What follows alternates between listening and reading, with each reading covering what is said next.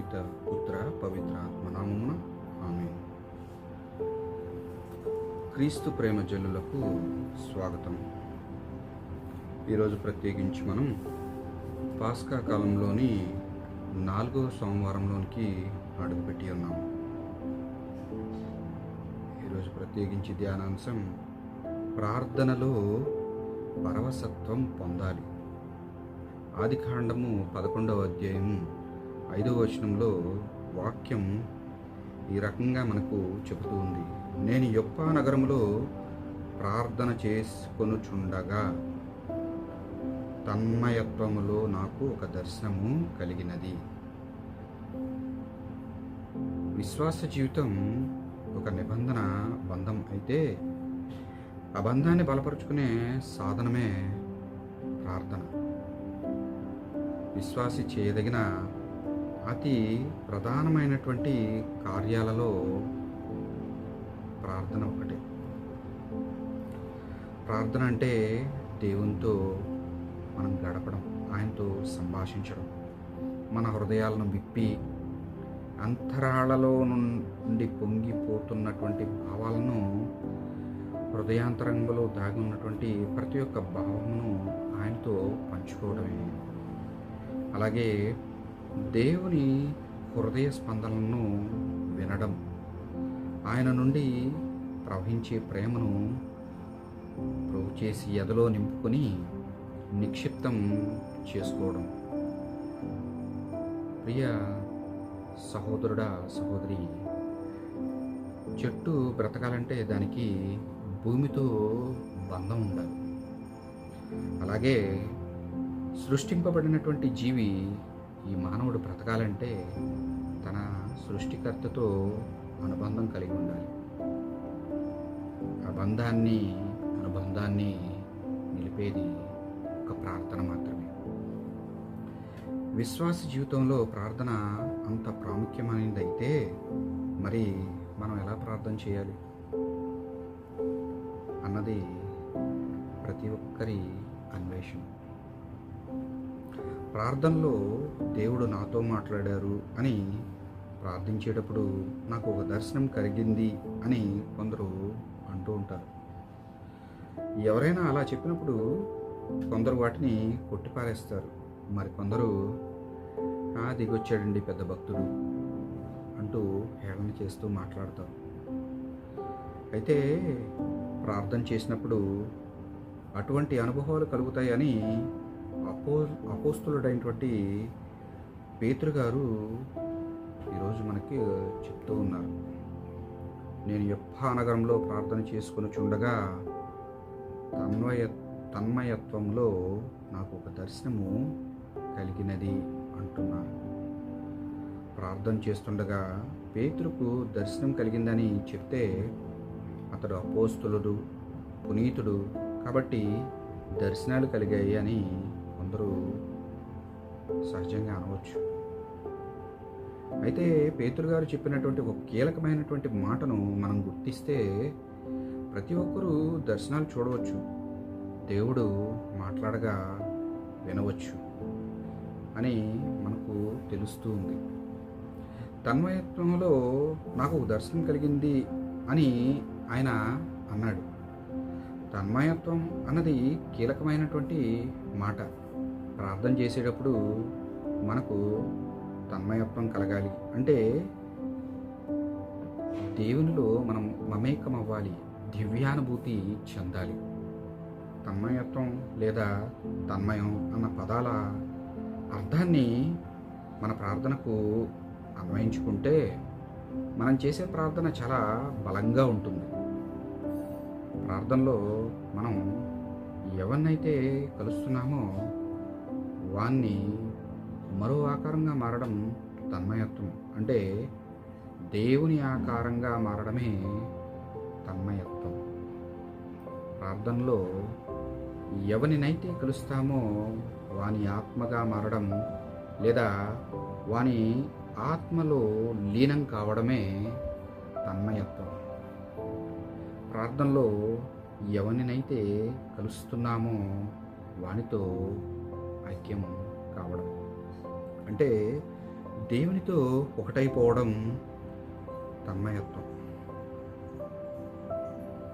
తన్మయత్వం అంటే మనకందరికీ తెలిసినటువంటి అర్థం పులకించిపోవడం, మునిగిపోవడం అని సహజంగా మనకి తెలిసినటువంటి అర్థాలు. ఆ పాట విని నేను తన్మయత్వం పొందాను అనంటే ఆ పాటలో మునిగిపోయానని అని భావం అన్నమాట. ప్రార్థన చేస్తూ ఉండగా తన్మయత్వం కలిగితే జరిగేది కూడా అదే. ఆ సమయంలో అక్కడ మనమంటూ ఉండడం, మనదంటూ ఏది ఉండదు. అంతా దేవుని మయమే, ఆత్మమయమే అవుతుంది. బాహ్య ప్రపంచాన్ని మర్చిపోవడం జరుగుతుంది.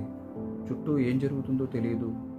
దేవుడు తప్ప మనకు మరేది కనబడదు, మరేది వినబడదు. ఆయనలో మునిగిపోతూ ఉంటాం. అదే తన్మయం. ఆ స్థితిలో ఆకలి దప్పులు ఉండవు. శరీర స్పర్శ కూడా తెలియకుండా ఉంటాం. సినాయి పర్వతం మీద ఎక్కి 40 పగుళ్ళు 40 రాత్రులు దేవునితో గడిపినటువంటి మోషే పరిస్థితి అదే. అతడు దేవునిలో లీనమైపోయాడు. సమస్తాన్ని మర్చిపోయారు. అందుకే అతనికి 40 రోజులు ఏ ఆకలి దప్పులు కలగలేదు. ఇంకా అప్పుడు జరిగినటువంటి మరో విషయం ఏమిటంటే, పర్వతం దిగి వచ్చినప్పుడు అతని ముఖం మిలమిల మెరిసిపోతూ ఉంది. అంటే దేవునిలో నుండి ప్రకాశించే వెలుగు మోషే ముఖంలో నుండి ప్రకాశించింది. అతడు దేవునిలోనికి రూపాంతరం చెందాడు అని నిర్గమాకాండం 34వ అధ్యాయము 28వ వచనం 29వ వచనం మనకు అట్టబయలు చేస్తుంది. ప్రార్థనలో తన్మయత్వం కలిగినప్పుడు మనం సహజంగా రూపాంతరం చెందుతూ ఉంటాం. పేతురు గారు చెప్పినటువంటి మాటలకు మరో కోణం కూడా ఉంది. తన్మయత్వం అన్న మాటలకు పరవశం అన్న వేరే అనువాదం కూడా ఉంది. దాన్ని పూర్తి పాఠం, నేను యొప్పే పట్టణంలో ప్రార్థన చేయుచుండగా పరవశుడ నైతిని, అప్పుడు ఒక దర్శనం నాకు కలిగెను అని ఆ అనువాదం.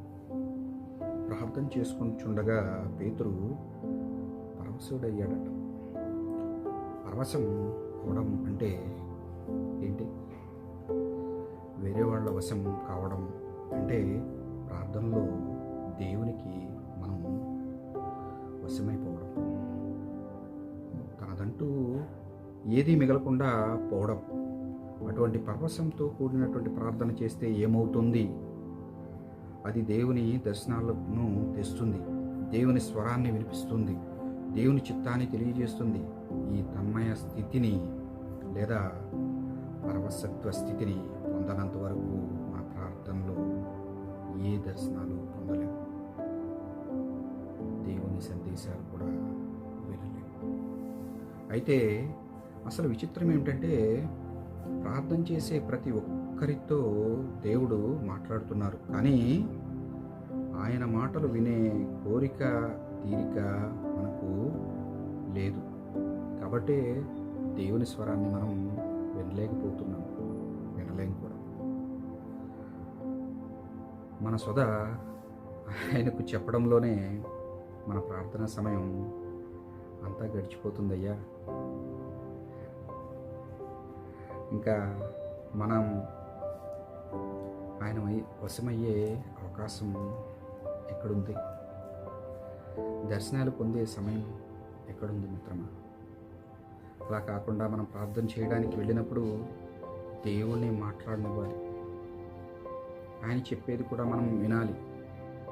అసలు ప్రార్థన అంటే, ప్రభు నీ చిత్తం ఏమిటి అని దేవుణ్ణి అడగడం కావాలి.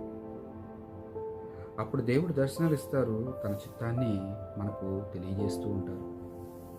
కాబట్టి ఎవరైనా ఎప్పుడైనా మాకు దర్శనములు కలిగాయి అని కానీ లేదా దేవుడు మాతో మాట్లాడారు అని కానీ అన్నారంటే వాళ్ళు అటువంటి పరవశంతో కూడినటువంటి తన్మయత్వపు ప్రార్థన చేస్తున్నారని అర్థం చేసుకోవాలి మిత్రమా.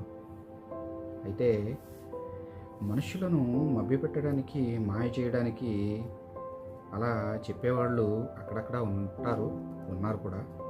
వాళ్ళని మనం ఏమీ అనవసరం లేదు, దేవుడే క్షమించాడు.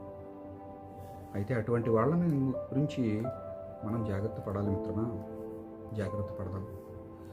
ఇక మన విషయానికి వస్తే మోషేలా లేదా పేతుర్లా మనం ప్రార్థన చేయలేకపోవచ్చు, కానీ ప్రార్థన చేసేటప్పుడు మన చుట్టూ ఉన్నటువంటి మనుషులను మర్చిపోయి చుట్టూ జరుగుతున్నట్టు దానిని ఒక ప్రక్కన పెట్టి దేవుని మీదే మనస్సు నిలపగలిగితే దేవుని మాట మనకు వినబడుతుంది, దర్శనాలు మనకు కనబడతాయి. ప్రియ సహోదరి, ప్రియ సోదర, మనం ఎప్పుడైతే అటువంటి తన్మయత్వ ప్రార్థన, పరవశ ప్రార్థన చేశామో, అటువంటి ప్రార్థన చేయడం అంటే ప్రార్థన కోసం మోకరిల్లినటువంటి ఆ 10 నిమిషాలు మనం బాహ్య ప్రపంచాన్ని మర్చిపోవాలి. అది దేవునికి మాత్రమే సొంతమైనటువంటి సమయం కావాలి. అప్పుడు కూడా అలాగే ప్రార్థన చేసేవాళ్ళు. ఆయన ఏకాంతంగా ప్రార్థన చేసుకోవడానికి నిర్జన ప్రదేశానికి వెళ్ళినప్పుడు రాత్రంతా ప్రార్థనలో గడిపేవాడు. అంటే ప్రార్థన చేసుకునేటప్పుడు తన పరలోక తండ్రితో మాట్లాడేటప్పుడు ప్రభువు పరవశమైపోయేవాడు, లోకాన్ని మర్చిపోయేవాడు. అలా మనం ప్రార్థన చేయడానికి సాహసం చేయాలి, అలాగే మనం ప్రార్థన చేయాలి. అయితే అందుకే ప్రార్థన చేయనప్పుడు నీవు నీ గదిలో ప్రవేశించి తలుపులు మూసుకొని అదృష్టుడయ్యున్న నీ తండ్రిని ప్రార్థింపుము అని ప్రభువు అన్నారు, మత్తయి సువార్త 6వ అధ్యాయం 6వ వచనంలో. అటువంటి తన్మయత్వపు ప్రార్థన చేయడానికి ప్రయత్నం చేద్దాం. చిన్న ప్రార్థన చేసుకుందాం, తలలో వంచండి. ప్రియమైన ప్రభు, మీ వాక్యాన్ని ధ్యానం చేయడానికి ఈరోజు మీరు మాకు ఇచ్చినటువంటి ఈ సమయానికి మీకు స్తోత్రములు తండ్రి. మీరిచ్చే దర్శనాలు చూడగలిగే ప్రార్థన, మీ స్వరం వినగలిగే ప్రార్థన ఎలా చేయాలో అపోస్తలుడైనటువంటి పేతురు గారు మాకు నేర్పిస్తూ ఉన్నారు తండ్రి. మా జీవితాలు మీ వశమైనప్పుడు, మేము మీ వశమైనప్పుడు మా ప్రార్థన శక్తి గలదిగా మారుతూ ఉంది ప్రభు. అలా ప్రార్థన చేయాలని మాకు ఆశగా ఉంది. మాకు దర్శనాలు ఇవ్వండి, మాతో మాట్లాడండి, మమ్మల్ని మీ ఆత్మతో అభిషేకించి మీ వశం చేసుకోండి. మా ప్రతి ఒక్క అంతరంగంలో ఉన్నటువంటి ప్రతి విన్నపాలను మీ దరికి చేర్చుకోమని, నమ్ముట నీ వలన అయితే నమ్మవానికి సమస్తము సాధ్యమే అన్న విశ్వాసంతో యేసయ్య అతి పరిశుద్ధ నామములో అడిగి వేడుకొనుచున్నాం తండ్రి, ఆమేన్. ప్రభు కృప సదా మనకు తోడై ఉండునుగాక, ఆమేన్. పిత, పుత్ర, పవిత్రాత్మ నామమున ఆమేన్. ప్రభు ప్రేమలో మీ ఆనందం.